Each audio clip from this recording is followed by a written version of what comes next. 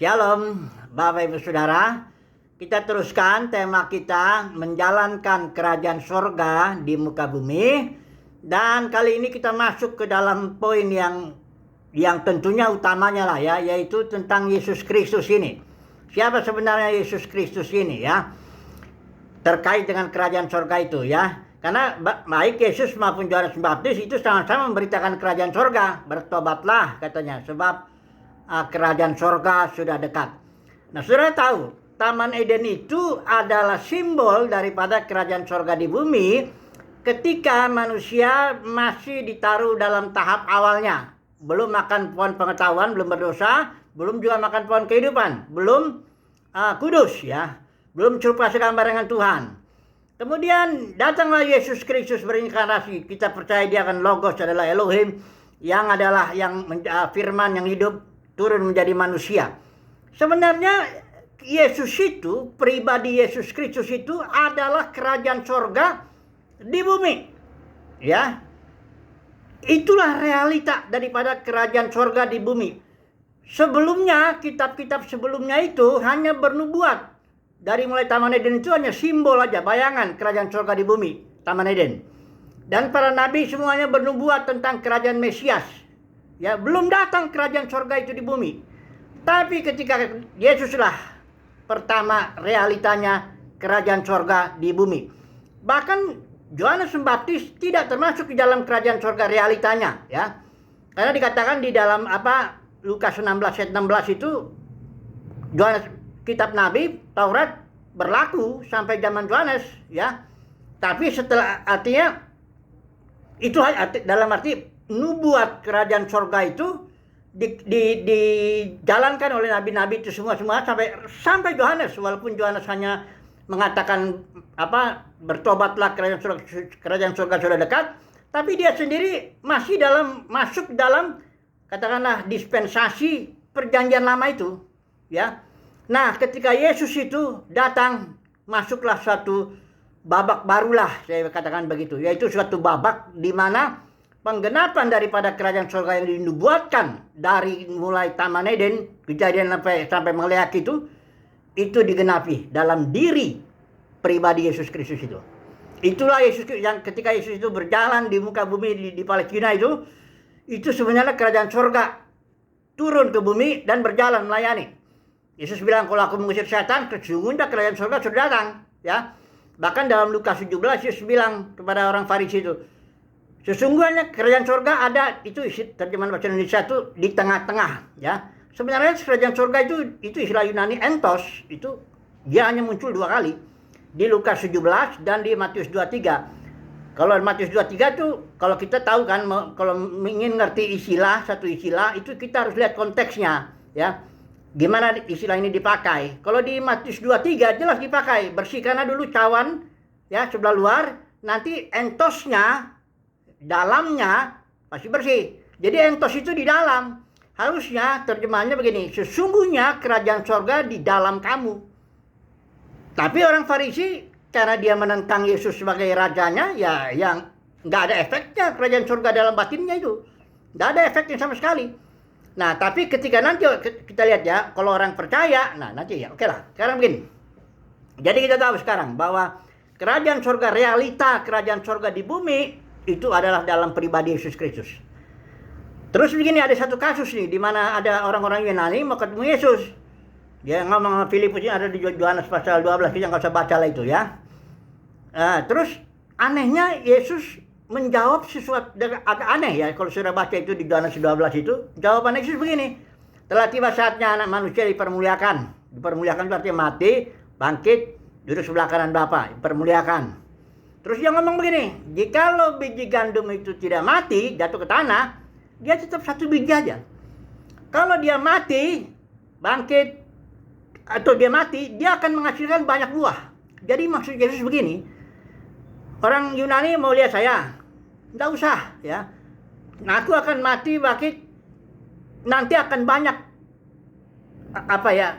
Kristus di muka bumi ini. Ada banyak kerajaan surga akan di muka bumi ini. Kira-kira begitu ya jawabannya ya.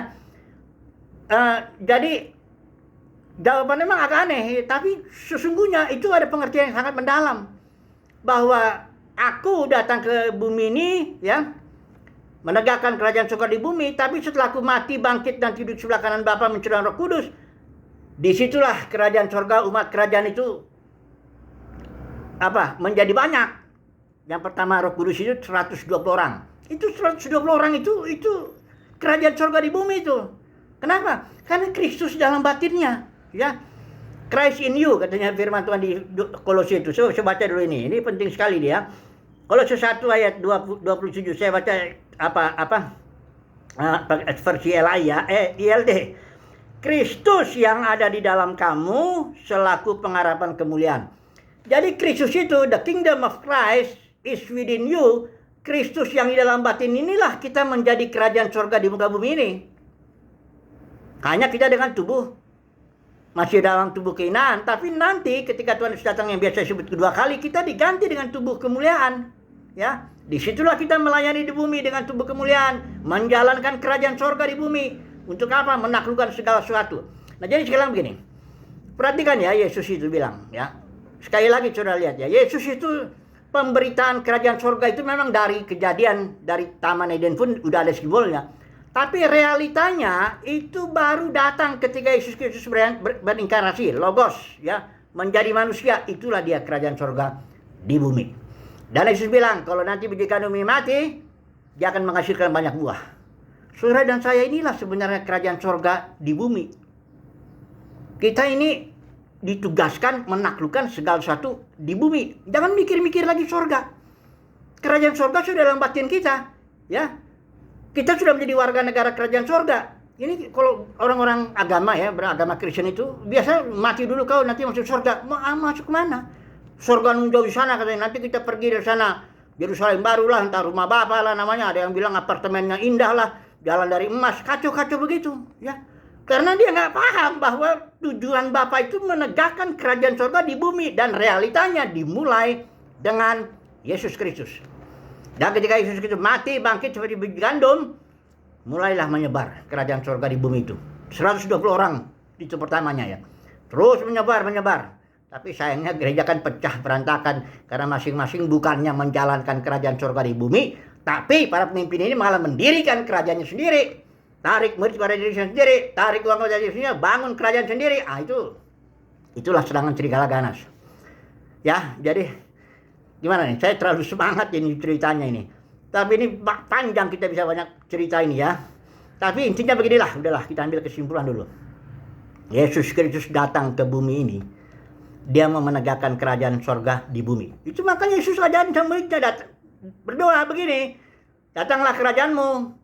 Bukan berarti pergilah kamu dari bumi ini. Nggak ada itu. Apalagi doktrin keterangkatan, rapture kita diangkat dari bumi. Nggak ada. Orang-orang jahat ini harus pergi dari bumi. Karena Yesus bilang, barang siapa lemah lembut memiliki bumi. Ini orang-orang yang jahat-jahat, koruptor ini maunya pergi dari bumi ini. Ya jangan, itu bukan bagian kita lah. Warisan kita ini bumi ini untuk kita menegakkan kebenaran ya. Datanglah kerajaanmu. Ya supaya kehendakmu jadi di bumi seperti surga gitu. Itu fokus kita bumi, itu aja intinya lah. Nah oke lah. Jadi nggak jadi kesimpulannya ya. Kesimpulannya begini. Pokoknya rencana Bapa itu Yesus datang ke bumi mau menegakkan kerajaannya, kerajaan surga di bumi. Terus dengan mati bangkit sebagai biji gandum, kita menjadi kerajaan surga di bumi. Kita harus menjalankan kerajaan surga di bumi. Bagaimana caranya? Kan Kristus dalam batin kita. The kingdom of Christ ada dalam batin kita. The kingdom of God ada dalam batin kita. Gimana caranya? Iya jalanin, ikutin hari lepas hari. Bukan ngikutin aturan-aturan agama, harus datang hari Minggu, harus kasih pada sepuluhan, harus kasih buat sulung, harus ritual ini, ritual itu, aturan ini, aturan itu. Itu para pemimpin agama yang menarik murid kepada diri sendiri. Dia bikin aturan. Memang kalau orang pemimpin agama Kristen harus bikin aturan kalau mau narik murid. Ya, kalau nggak bikin aturan nggak bisa. Yesus datang nggak bikin aturan agama, semua udah diselesaikan. Kitab Nabi Taurat tuntas sudah, penggenapannya Kristus. Sudah baca Kolose 2 ayat 17 itu. Penggenapannya Kristus. Jadi kesimpulannya, kalau kita mau menjalankan kerajaan surga di bumi, maka kita menjalankan Kristus di dalam batin. Kita ikutinlah dia hari lepas hari. Kalau hari Senin ke kiri, Selasa kanan, hari Minggu kumpul sama keluarga makan, makan. Jangan ikutin aturan apapun. Aturan cuma satu. Ikutin pimpinan roh. Itu makanya gereja mula-mula begitu kok, aturan satu. Dipimpin roh, itulah satu. Itulah ibadah dalam roh dan kebenaran. Itu yang diajarin Yesus. Kebenaran itu artinya realita. Oke lah, nggak susah-susah nanti kesimpulannya. Intinya begitulah ya, saudaraku ya. Tema kita kan menjalankan kerajaan surga di bumi. Bagaimana caranya ya? Ikutinlah pimpinan Kristus hari lepas hari. Ikutilah ini ya. Inilah Kristus ini, inilah kerajaan surga di bumi ini. Ini nih, dalam batin kita ini. Kita jalankanlah itu ya. Jalankan hari lepas hari. Dalam setiap aktivitas kita jalankan. Belajar ya, menjalankan kerajaan surga di bumi ya. Haleluya. Amin.